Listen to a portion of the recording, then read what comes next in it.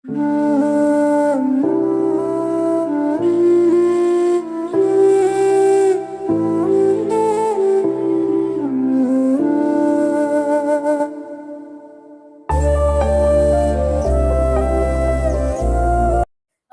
வாலிபர் ஐக்கிய சங்கமா தகப்பனே ஆண்டவரே உங்க சமூகத்துல ஆண்டவர் பிள்ளைகளோட தகப்பனே ஆண்டவர் இந்த கிறிஸ்துமஸ் விழாவை நாங்க கொண்டாட சில திருப்பைக்கா நன்றி தகப்பனே ஆண்டவரே இந்த இதுலேயும் தகப்பனே ஆரம்பம் முதல் முடிவு வரைக்கும் ஒரு பிரசனம் வழிநடத்துற எங்க கூட இருக்குமா ஜெபிக்கிறோம் சுவாமி.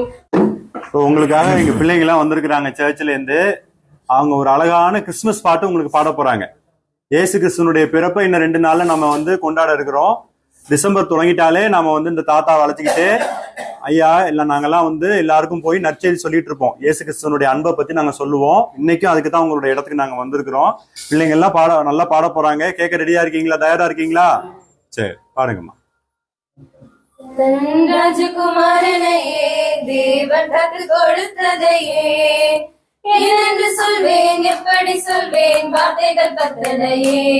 தன் ராஜகுமாரனையே தேவன் தத்து கொடுத்ததையே என்று சொல்வேன், எப்படி சொல்வேன், வார்த்தைகள் பத்தனையே.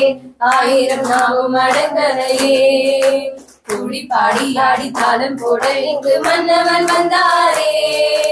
நம்மை மீட்கவும் தம்மை தாழ்த்தவும் இறங்கி வந்தாரே.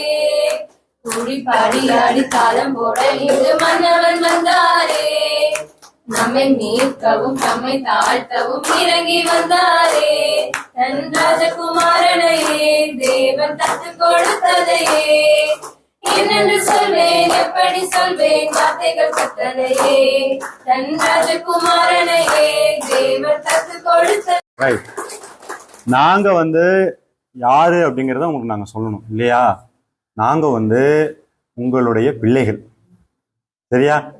உங்களுடைய பிள்ளைகளாக தான் நாங்க இங்க வந்திருக்கிறோம். அப்படிதான் எங்களை ஏசாமி அனுப்பியிருக்கிறார்.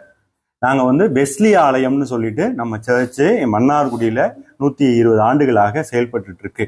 அந்த ஆலயத்தினுடைய அங்கத்தினர்கள், அந்த ஆலயத்தினுடைய ஆயர் வந்திருக்கிறாங்க, செயலாளர் வந்திருக்கிறாங்க, பொருளாளர் வந்திருக்கிறாங்க, முன்னாள் உறுப்பினர்கள், முன்னாள் செயலாளர், பொருளாளர், சபை மக்கள், குழந்தைகள்லாம் வந்திருக்கிறாங்க உங்களை பாக்குறதுக்காக. எங்க தாத்தா பாட்டிய, எங்க முப்பாட்டனார இயேசுவோட அன்பு தொட்டிச்சு. அதனால இன்னைக்கு நாங்க எல்லாம் என்ன பண்ணிருக்கோம்? ஆசீர்வதிக்கப்பட்டிருக்கோம் கடவுளால. அவருடைய அன்பை நான் உங்ககிட்டயும் நாங்க என்ன பண்ண வந்திருக்கோம்? கொடுக்க வந்திருக்கிறோம். இன்னொன்னு, இங்க இருக்கக்கூடிய வாலிப பிள்ளைகள்லாம் உங்களுடைய நிலையை பார்க்கணும். அவங்க பெற்றோரை எப்படி நடத்தணும் அப்படிங்கிறதையும் அவங்க தெரிஞ்சுக்கணும் இல்லையா? நீங்க அந்த வேதனைகளை, இப்ப உங்களுடைய வேதனைகளை உங்களுடைய முகத்தை பார்க்கிற பொழுதே தெரியல. அப்ப எதிர்காலத்துல உங்களுக்கும் அவங்க எப்பொழுதும் தொடர்ந்து உதவி செய்யணும். அவங்களுடைய பெற்றோர் அவங்க எப்படி பார்த்துக்கணும் அப்படிங்கிறதுக்கு ஒரு முன்மாதிரியாக இந்த ஒரு நிகழ்ச்சி இருக்கும் அப்படின்னு நாங்க நம்பிதான் இங்க வந்திருக்கிறோம். இப்ப உங்களெல்லாம் அவ்வளவு அழகா பராமரித்து பார்க்கக்கூடிய நேசகரத்தினுடைய ஒருங்கிணைப்பாளர் சார் ப்ளீஸ் வாங்க. சாருக்கு நாங்க ஹானர் பண்ண போறோம். ஒரு நிமிஷம் சார். இப்ப சார் உங்களை நல்லபடியாக உங்களை பார்த்துக்கிட்டு இருக்கிறாங்க. சாருடைய குணாதிசயத்துல எங்களுக்கு ஒரு மிக மிக கவர்ந்த ஒரு விஷயம் என்னன்னு கேட்டீங்க அப்படின்னா, இந்த கொரோனா நேரத்துல உங்களுக்கே தெரியும், மரிச்சு இறந்து போயிட்டாங்கன்னா அவங்களை புதைக்க கூட இடம் கொடுக்க மாட்டேன்னு சொல்லிட்டாங்க இல்லையா? அந்த எங்க இடத்துல புதைச்சிட்டா நோய் எங்க ஊரை தொத்திக்கும்னு சொல்லிட்டு அந்த டெட் பாடியை தூக்கிக்கிட்டு பல தூரங்கள் அலைஞ்சு திரிஞ்ச காலங்கள்லாம் உண்டு. அந்த நிலையில முகமூடி போட்டு சுத்தினப்ப முகமூடியே இல்லாம துணிஞ்சி அவ்வளவு கொரோனாக்கான பாடிகளை ஐயா முன்னேற்பாடுல அடக்கம் பண்ணியிருக்கிறாங்க இல்லையா? இங்க இருக்கிற நடைமுறைகள் இங்க இப்போதைக்கு ஒரு 18 பேர் இருக்காங்க. இது எல்லாமே ஒரு 13 பேருக்கு நம்ம வெளியில சாப்பாடு கொடுக்குறோம் டெய்லி. ஏற்கனவே இங்க அங்க கொடுத்துட்டு இருந்தவர் எங்கள்கிட்ட பொறுப்பு கொடுத்தாரு, தொடர்ச்சியா கொடுக்குறோம். மொத்தம் 30 பேர். இங்க ஒரு ஒர்க்கர்ஸ் ஒரு 5 பேர், 35 பேருக்கு டெய்லி நம்ம சாப்பாடு கொடுக்குற கட்டாயத்திலையும் 18 பேரை அரவணைக்கிற கட்டாயத்திலையும் நேசக்கரம் தொடர்ச்சியா செயல்படுது. இரத்த கொடையாளர் ஒருங்கிணைப்பு ஆரம்பிச்சு, இப்போ உடல் அடக்கம் ஆரம்பிச்சு, அதுல ஒரு பார்ட் ஒரு ப்ராஜெக்ட் இந்த ஆதரவற்றோர் இல்லம் தேசிய வாழ்வாதார இயக்கத்தின் கீழே இது செயல்படுது. அதுல இந்த ஒரு பார்ட், இந்த பணி அது ரொம்ப முக்கியமான பணி இல்லை. ஏன்னாக்கா எல்லா மனித உயிரினங்களை நம்மள்கிட்ட கொடுத்துட்றாங்க, பராமரிக்கிறாங்க. எல்லா மஸ்த விஷயங்கள் எல்லாம் பேசாது, ஆனா மனிதர்கள் பேசுவாங்க. அவங்களுக்கு இருக்கிற குறை நிறைகள் எல்லாத்தையும் சொல்லுவாங்க. அப்ப நம்ம உணர்வுகள் இருக்கும் அவங்களுக்கு.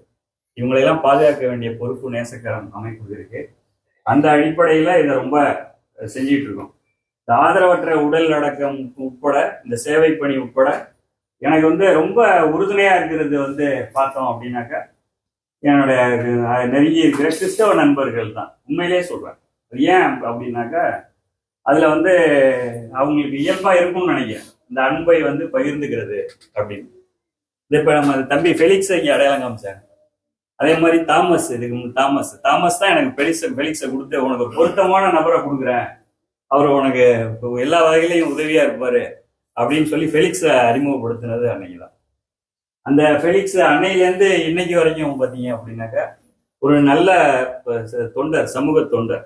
ஒரு ஒரு அமைப்புகளுக்கு இந்த மாதிரியான ஆட்கள் கிடைக்கிறது பெரிய அபூர்வம். அது வேணா இந்த மாதிரி எதுக்காக நான் இதெல்லாம் சுட்டி காட்டுறேன் அப்படின்னாக்கா இது வந்து ஒரு நல்ல ஒரு நிகழ்ச்சி. இயல்பா வந்து இந்தியாவில் பல மதங்கள் தோன்றுனுச்சு.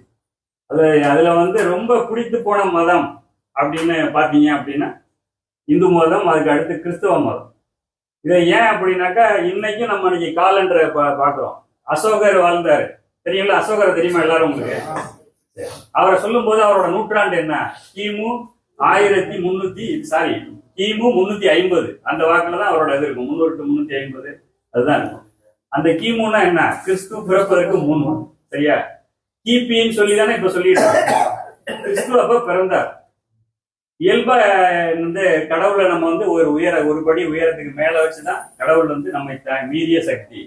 அவரை அது வந்து இயற்கையா இருக்கலாம், கடவுளா இருக்கலாம், அது எல்லா மதங்களும் சொல்லும்.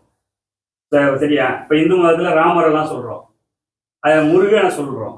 அதே போல கிறிஸ்துவ வந்து இங்க வந்து பிறந்தார். அந்த கடவுள் சக்தி வந்து மனிதரா தன்னை தாழ்த்தி கொண்டு இந்த உலகத்துல வந்து பிறக்குது. சரியா? அது ஏன் பிறக்குது? அது ஒரு ரோல் மாடலா நமக்கு காமிக்கிறதுக்கு கடவுள் வந்து முற்படுறார். அல்லது நம்ம ஒரு ரோல் மாடலா ஒருத்தர் வந்து இருந்தாரு, அவரு தான் ரொம்ப உயர்வானவர் அப்படின்னு சொல்றோம், அன்பு காட்டுறதுல. அதே போல உயிரே கொடுத்தார். சார், தாமஸ் வந்து நீங்க சொன்ன மாதிரி ஃபின்லே ஸ்கூல் ப்ராடக்ட் அப்படிங்கிறதையும் நாங்க இந்த இடத்துல சொல்ல விரும்புறோம். ஃபெலிக்ஸ் வந்து ஃபின்லே ஸ்கூல் ப்ராடக்ட். எதுக்காக நான் Finlay எடுக்கிறேன்னா, Cyril Finlay school product. இங்க வந்திருக்கக்கூடிய பெரும்பான்மையானவர் வந்து ஃபின்லேயோட தொடர்பு கூடியவர்கள். ஃபின்லே வெஸ்லி ஆலயம் இதை வந்து ஒன்றோட ஒன்று கலந்தது. இப்பொழுது வேத வாசிப்பு, கடவுளுடைய வார்த்தையை, பைபிளை இப்ப பிள்ளைங்க படிக்க போறாங்க. அது நம்ம காது கொடுத்து நல்ல கவனமா கேட்போம். அதை குறிச்சு ஐயா வந்து நமக்கு விளக்கம் கொடுப்பாங்க. சரியா? பாப்பா வாங்க. 9ஆம் அதிகாரம் 6ஆம் வசனம். நமக்கு ஒரு பாலகன் பிறந்தார், நமக்கு ஒரு குமாரன் கொடுக்கப்பட்டார், கர்த்தத்துவம் அவர் தோளின் மேல் இருக்கும். அவர் நாமம் அதிசயமானவர், ஆலோசனை கர்த்தர், வல்லமையுள்ள தேவன், நித்திய பிதா, சமாதான பிரபு எனப்படும்.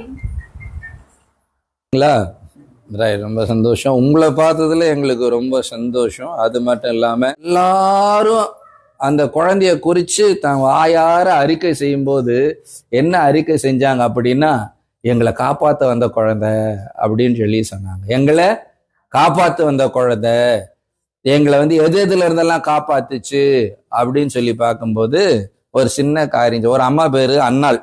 அந்த அம்மா பேர் என்ன? அவங்களுக்கு 84 வயசு. எத்தனை வயசு? 84 வயசு. அவங்க கல்யாணம் ஆகி ஒரு 7 வருஷம்தான் அவங்க வீட்டுக்காரரு இருந்தார். அதுக்கப்புறம் அவங்க வீட்டுக்காரரு என்ன ஆனாரோ ஏதானாரோ தெரியல. இந்த அம்மா நம்மளை மாதிரி தனியா இருந்திருக்கிறாங்க. அவங்க எங்க தெரியுமா தனியா இருந்தாங்க? நீங்களாவது ஒரு ஹோம்ல இருக்கிறீங்க. அந்த அம்மா கோயில்ல இருந்தாங்க. எங்க இருந்தாங்க? யோசனை பண்ணி பாருங்க. நமக்கு இங்கேயாவது நான் ஐயா என்ன செய்யறாரு? உங்களை நல்லா பாத்துக்கிறாரு, நல்லா கவனிச்சுக்கிறாரு, சாப்பாடு கொடுக்குறாரு, உங்களுக்கு ஏதாவது தேவைன்னா அதை இப்ப கூட பார்த்தோம். இவர் இருமுனோடனே என்ன ஆச்சுன்னு சொல்லி கேட்கறாரு. கேட்கறதுக்கு ஒரு ஆள் இருக்குது இங்க, இல்லையா? கோயில்ல போய் இருக்கிறோன்னு வைங்க, நம்மளை யாராவது கேட்பாங்களா? கேட்பாங்களா? கேட்க மாட்டாங்களா? ஒருத்தர் கண்டுக்க மாட்டாங்க, இல்லையா? அப்படித்தான் வந்து ஒரு 87 வயசுள்ள ஒரு அம்மா, யாரும் இல்லை, அவங்க கோயில்ல போய் இருந்தாங்க. ஆனா கோயில்ல போய் இருக்கும்போது எப்படி இருந்தாங்க அப்படின்னா, அவங்க புலம்ப மாட்டாங்க. எனக்கு ஆறு இல்லையா, எவரும் இல்லையா, அது இல்லையா, இது இல்லையா அப்படின்னு புலம்பல. கோயில்ல இருந்தனால எனக்கு சாமியே கதின்னு உட்கார்ந்து இருந்தாங்க. இந்த சாமியே கதின்னு உட்கார்ந்து இருந்தவங்களுடைய கண்ணுல இந்த குழந்தை பட்ட உடனே அவங்களுக்கு சாமியே கிடைச்ச மாதிரி ஒரு நம்பிக்கை வந்துட்டு. என்ன வந்தது? அப்ப என்ன செய்யறாங்க? 87 வயசுல கூட நம்பிக்கையோடு வாழக்கூடிய வாழ்க்கையை பெற்றுக்கிறாங்க. அப்போ நமக்கும் இந்த மாதிரி தனிமையா இருக்கிற நிலைமை இருக்கிற இந்த சூழ்நிலையில நமக்கும் நம்பிக்கை வந்துட்டுனா நம்மளும் கடவுளை கண்ணில் பார்க்கலாம். நம்பிக்கை மட்டும்தான் நமக்கு வேணும். எந்த சூழ்நிலையிலையும் நம்ம என்ன செஞ்சிடக்கூடாது? அசந்திரக்கூடாது. எந்த சூழ்நிலையிலையும் நம்ம கவலைப்படக்கூடாது. எந்த சூழ்நிலையிலையும் நம்ம தைரியத்தை விடக்கூடாது. ஏன்? யார் நம்ம கூட இருக்கிறா? கடவுள் நம்ம கூட இருக்கிறார். அந்த அம்மாவுக்கு அப்படிதான் தைரியம் ஆயிடுச்சு.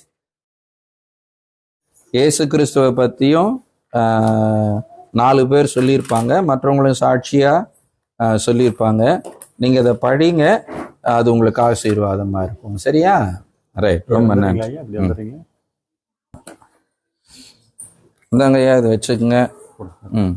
அதையும் கொடுங்க. செட்டா அப்படியா ஐயா? கொஞ்ச நேரம் தான், கொஞ்ச நேரம் மட்டும் கையில வச்சுக்கோங்க. டம்ளரும் கையில் வச்சு.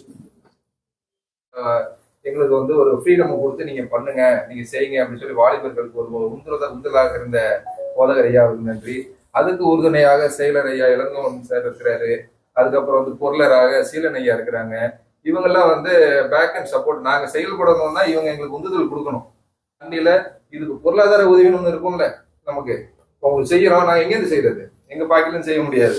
அப்போ வந்து திருச்சபை மக்கள், அப்புறம் வந்து நீடாமங்கலத்தினுடைய டீச்சர்மார்கள், இந்த மாதிரி பல பேர் ஒன்றிணைஞ்சுதான் உங்களுக்கு இது செய்யறாங்க. நாங்க வந்து அவங்களால ஸ்ட்ரைட்டா போய் இடத்துல செய்ய முடியல. அப்ப நாங்க இந்த மாதிரி ஒரு நற்காரியம் செய்யணும் அப்படின்னு சொன்னோன்னே, நீங்க செய்யுங்கம்மா, நாங்க உங்களுக்கு பொருளாதார உதவி பண்றோம் அப்படின்னு சொல்லி பல பேர் எங்களுக்கு பொருளாதார.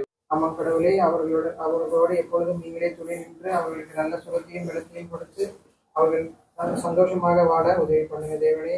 அதை காத்துக்கொள்ளுங்க, வழிநடத்துங்க. ஜெபத்தை இயேசு கிறிஸ்துவின் நாமத்தினாலே வேண்டிக் கொள்கிறேன். ஆமென். பிதா குமாரன் பரிசுத்தாவின் நாமத்தினாலே தேவனாய் கர்த்தர் தாமே நம் அனைவரையும் ஆசீர்வதித்து காத்து பலப்படுத்துவாராக. Amen. And we wish you a Merry Christmas and a Happy New Year and a Happy New Year and a Happy New Year. We wish you a Merry Christmas and a Happy New Year and a Happy New Year and a Happy New Year. உங்க எல்லாருக்கும் ஏசாமி பிறந்தநாள் வாழ்த்துக்களை தெரிவிச்சுக்கிறோம். Thank you. மற்றும் புத்தாண்டு வாழ்த்துக்களையும் தெரிவிச்சுக்கிறோம். தேங்க்யூ. God plus.